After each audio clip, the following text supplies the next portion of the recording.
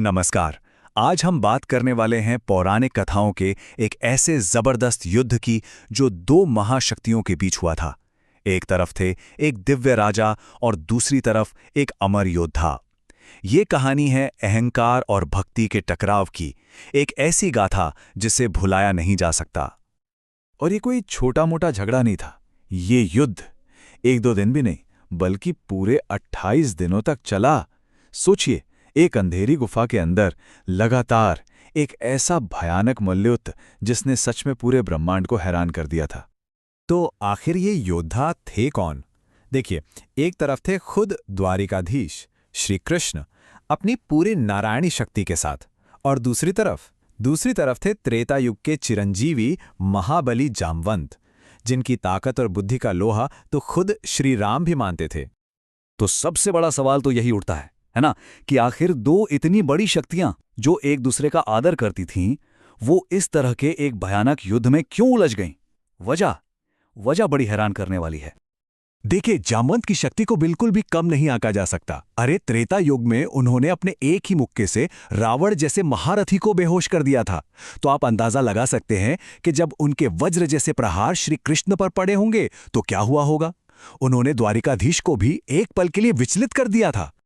तो इस पूरे महासंग्राम की जड़ में कोई लड़ाई की इच्छा नहीं थी, बल्कि एक झूठा इल्जाम था। जी हां, एक ऐसा कलंक जिसने भगवान श्री कृष्ण के मान सम्मान पर सीधी चोट की और उन्हें सच को सामने लाने के लिए मजबूर कर दिया। और इस पूरे इल्जाम के केंद्र में थी स्यमंतक मणि। हुआ यूं कि यदुवंशी राजा सत्राजित ने बड़ी कठिन तपस्या की और सूर्यदेव से इसे वरदान में पाया था। अब ये मणि इतनी ज्यादा शक्तिशाली थी कि इसका तेज और इसकी दौलत देखकर सत्राजित कह सकते हैं अहंकार में अंधा हो गया था। तो सवाल ये है कि मणि जामवंत तक पहुंची कैसे? चलिए इसका सफर देखते हैं। सत्राजीत के बाद उसके भाई प्रसेन ने वो मणि पहन ली और अकेले ही शिकार पर चला गया। जंगल में एक शेर ने प्रसेन को मार दिया और मणि ले ली। लेकिन कहानी यहीं खत्म नहीं होती।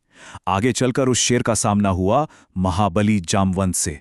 जामवंत ने शेर को मार डाला और वो मणि अपने बच्चे को खेलने के लिए दे दी। अब हुआ ये कि जब प्रसेन कई दिनों तक लौटा ही नहीं, तो सत्राजित ने बिना सोचे समझे पूरी द्वारका में ये अफवाह फैला दी कि श्री कृष्ण ने ही मणि के लालच में उसके भाई को मार डाला है।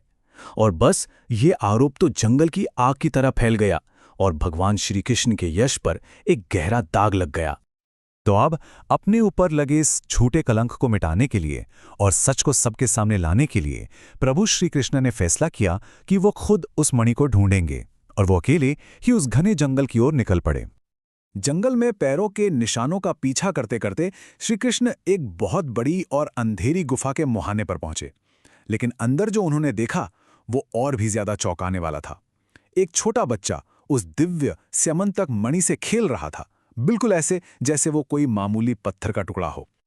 और जैसे ही श्री कृष्ण ने उस मणि को उठाने के लिए अपना हाथ आगे बढ़ाया, तभी गुफा के अंधेरे से एक पहाड़ जैसा विशाल शरीर शेर की तरह दहाड़ता हुआ सामने आ गया। ये कोई और नहीं, महाबली जामवंत थे। उन्होंने कृष्ण को एक मामूली चोर समझा और बिना कुछ सोचे समझे अपनी पूरी ताकत से हमला कर दिया। और बस यहीं से शुरू हुआ वो भयानक मल्ल युद्ध जो पूरे 28 दिनों तक चलता रहा। कहते हैं कि आसमान में देवता भी ये देखकर हैरान थे कि एक भक्त अपनी शक्ति से स्वयं भगवान को बराबरी की टक्कर दे रहा था। ये अद्भुत नजारा था। और अब यहीं पर कहानी एक बहुत बड़ा मोड़ लेती है। 28 दिन लड़ने के बाद जामवंत का शरीर तो थकने लगा था, पर उनका जो योद्धा वाला अहंकार था ना, वो आसमान छू रहा था। जब उन्होंने देखा कि श्री कृष्ण भी थके हुए लग रहे हैं, तो उन्हें लगा कि बस अब जीत पक्की है और उनका अहंकार जोर जोर से हंसने लगा। लेकिन ये सब देखकर श्री कृष्ण को गुस्सा नहीं आया, बल्कि उनका हृदय करुणा से भर गया।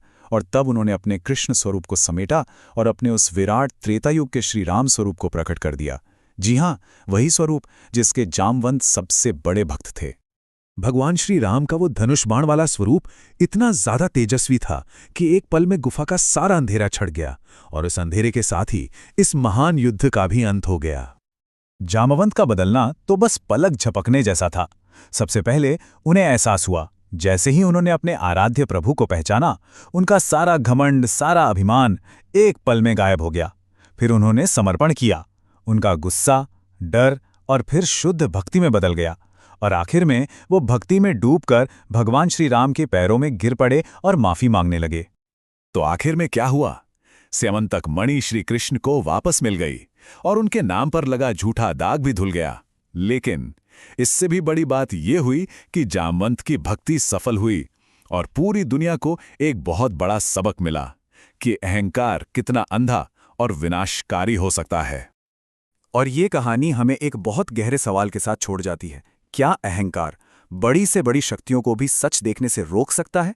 ये कहानी दिखाती है कि हाँ, ऐसा हो सकता है। अहंकार महान से महान योद्धा और भक्त को भी गुमराह कर सकता है, और ये एक ऐसी सीख है जो शायद आज भी उतनी ही जरूरी है।